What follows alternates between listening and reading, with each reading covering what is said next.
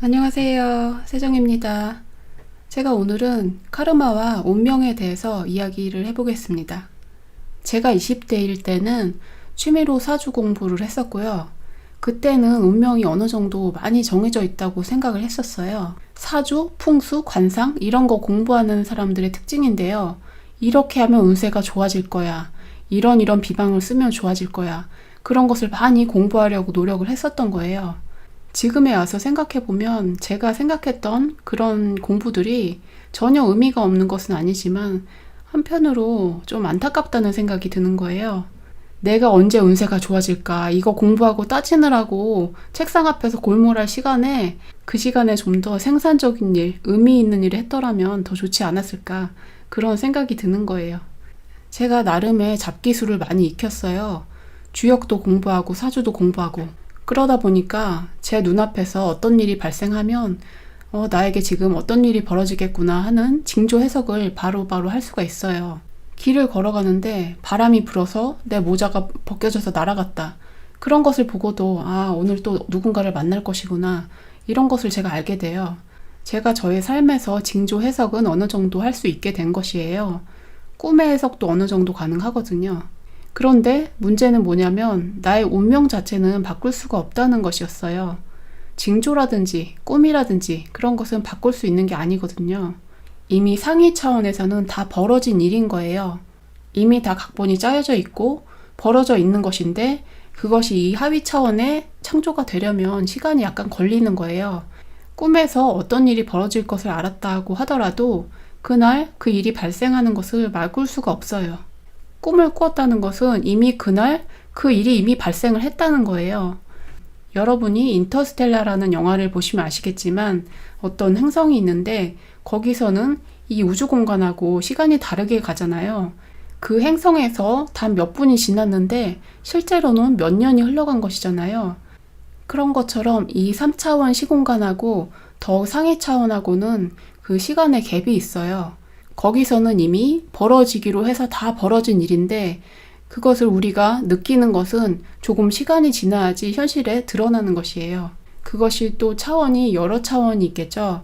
바로 위에 차원이 있고 그것보다 좀 더 높은 차원이 있고 단계가 있을 거란 말이에요. 우리의 차원과 조금 더 가까운 차원에서 벌어진 일은 시간의 텀이 좀 더 짧게 며칠 간격으로 일이 발생이 되고요. 거기보다 좀 더 상위 차원으로 갈수록 그 텀이 길어질 수가 있는 거예요. 인생의 중요한 일일수록 운명적으로 정해져 있다고 봐야 되거든요. 우리가 현생에서 겪는 중요한 일들은 대부분 우리가 태어나기 전에 이미 다 정해져 있다는 것이에요. 내가 어떤 부모 밑에 태어날 것이며 어떻게 자라날 것이고 어떤 직업을 가질 것인지 누구랑 결혼을 할 것인지 돈은 얼마나 벌 것인지 어떤 사람들을 만날 것인지 몇 살에 어디가 아파서 세상을 뜰 것인지 그런 것까지 대부분 정해져 있다고 봐야 돼요. 특히 부모님의 영향을 받는 유년기, 청년기 이런 시절의 일들은 이미 많은 부분이 정해져 있다고 봐야 돼요. 우리의 조상님이 어떻게 살았는지, 우리 부모님이 어떻게 살았는지 그 무의식의 영향을 많이 받고요. 성인이 되고 나면 현생에서의 자아가 확립이 되고 그때부터 자기의 의지로서 새로운 카르마를 만들면서 살아가게 되거든요. 카르마라는 것을 한자로 업이라고 하잖아요. 자기가 지은 모든 일들을 카르마라고 하는 것인데요. 과거에 내가 지은 일로 인해서 지금 그 결과를 받으면서 살아가는 것이고 또 지금 내가 어떻게 살아가는가에 대해서 앞으로 그것에 대한 결과를 받으면서 살아가게 되는 것이에요. 제가 옛날에 운세에 대해서 공부했을 때는 카르마에 대한 이해가 없었던 거예요. 정해진 운명이 있으니까 이 운명이 뭔지 열심히 잘 알아보면 된다고 생각을 했었던 거고 운명이 좋아지는 방법이 있어? 그럼 그걸 좀 따라하면 어떨까? 이런 생각도 했었던 거예요. 그런데 이 카르마에 대해서 알수록 그런 생각들이 소용이 없다는 것을 알게 된 거예요. 카르마라는 것은 아주 정직한 거예요. 내가 우리 집 마당에다가 꽃을 심어놨으면 나중에 꽃이 피는 것을 보게 될 것이고요. 우리 집 마당에다 쓰레기를 싸놨으면 나중에 그 냄새 나는 것을 견뎌야 되는 거죠. 내가 어떤 일을 하느냐에 따라서 그 결과를 내가 받을 수밖에 없는 것이에요. 카르마 이론이 윤회론하고 관련이 있기 때문에 이해가 안 되는 면이 있어요. 우리들은 전생을 기억하지 못하기 때문에 내가 전생에 죄를 지었기 때문에 이번 생에 이런 일을 당한다. 그런 일을 이해할 수가 없는 거예요. 그리고 한편으로 생각하면 억울한 것이죠. 저는 사람이 겸손해질 필요가 있다고 생각해요. 사람들이 내로남불이라는 것을 잘 하잖아요. 내가 하면 로맨스고 남이 하면 불륜이다. 나에 대해서는 관대하고 남에 대해서는 엄격한 사람들이 많죠. 카르마 이론을 대중적으로 퍼뜨리기가 힘든 원인 중에 하나가 이것인데요. 사람들이 내가 죄를 지을 수 있다. 내가 과거에 큰 죄를 지은 사람이다. 이런 것을 받아들일 수가 없는 거예요. 지금 나는 그런 마음 아닌데? 난 나쁜 사람 아닌데? 내가 어떻게 옛날에 전생에 그런 못된 짓을 했다고 그래? 이해가 되지 않는 거죠. 지금 현생에 와서는 내가 역할을 바꿔서 피해자란 말이에요. 피해자가 됐을 때는 또 그 피해자 의식에 사로잡혀서 상대방을 미워하는 또 그 마음에 사로잡혀 있거든요. 이런 상황에서 내가 그런 잘못을 할 수 있는 사람이다 라는 것을 인정하는 게 굉장히 힘들어요. 저기 저 사람만 악마이고 못된 사람이고 나는 아주 선량한 사람이야. 이 생각에 묶여 있는 거예요. 물론 어떤 나쁜 일에 피해를 당한 사람이 100% 전생의 가해자다. 그렇게 믿어라. 그런 뜻은 아니에요. 왜냐면 우리가 이런 생각을 할수록 또 머리에서 또 잡념이 일어나거든요. 저 사람은 전생의 가해자이기 때문에 현생의 피해자가 된 거래. 이렇게 생각을 하면 또 안 된다는 거죠. 현생에서는 현생대로 또 이해를 해야 돼요. 현생에서는 잘못한 사람에 대해서 적절한 처벌을 할 수도 있고 교화가 필요한 것이고 피해자에 대해서는 우리가 도움을 줘야 되고 안타깝게 여겨야 되는 게 맞아요. 카르마 이론이라는 것은 이런 현실적인 생각하고 다른 것이고 한 차원 더 높은 곳에서 바라보는 그런 것들이거든요. 그래서 카르마 이론이라는 것은 종교적인 수준에서 머물러야 되는 거예요. 카르마를 현실에 적용해서 이러쿵저러쿵 하고 얘기를 해서는 안 된다는 거죠. 카르마 이론을 갖다 대면 합리화를 못 시킬 게 없거든요. 불륜을 저지른 사람들은 저 사람이 전생에 나의 배우자였어.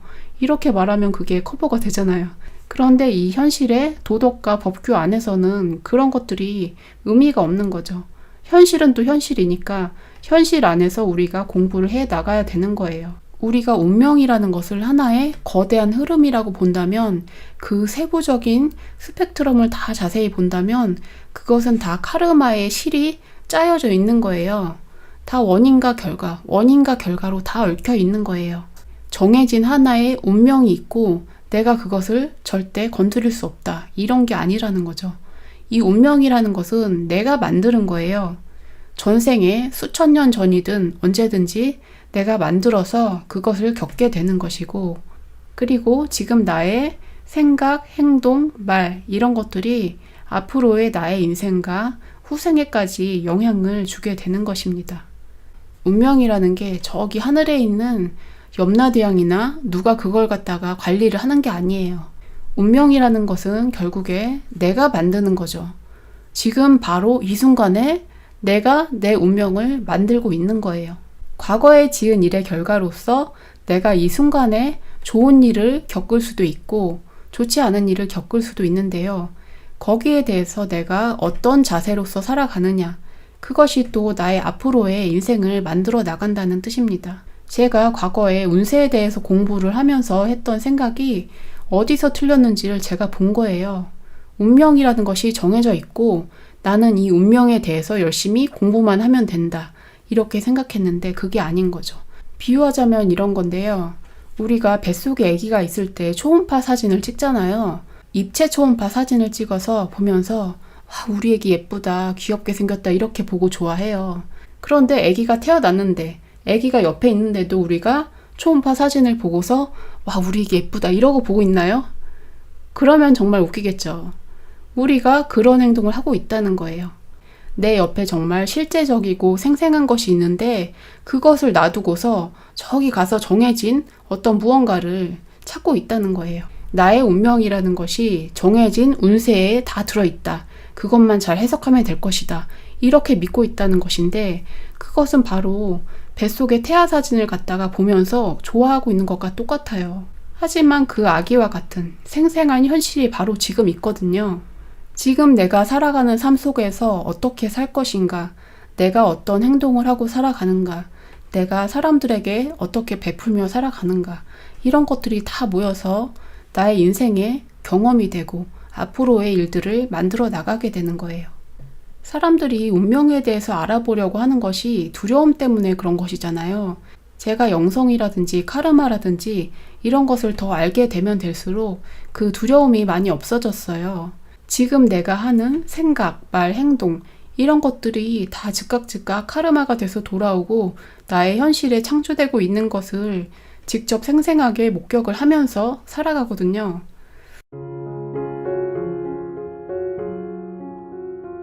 여러분이 이 얘기는 수많은 책에서 보았고 수많은 사람들에게서 들은 얘기인데요. 우리가 믿는 것이 그대로 우리의 삶으로 드러나게 돼요. 그것을 확실하게 아셔야 돼요. 사람들은 자기 꿈을 갖다가 작게 잡아요. 그리고 이렇게 생각해요. 감히 나 같은 사람이 어떻게 그렇게 될까? 이런 생각을 하고 있는 거예요. 감히 라는 생각을 하면서 나라는 사람을 낮춰보고 나의 꿈을 낮게 가지고 그런 사람은 그렇게밖에 살 수가 없는 거예요. 나라는 존재라는 것을 낮춰보지 마세요.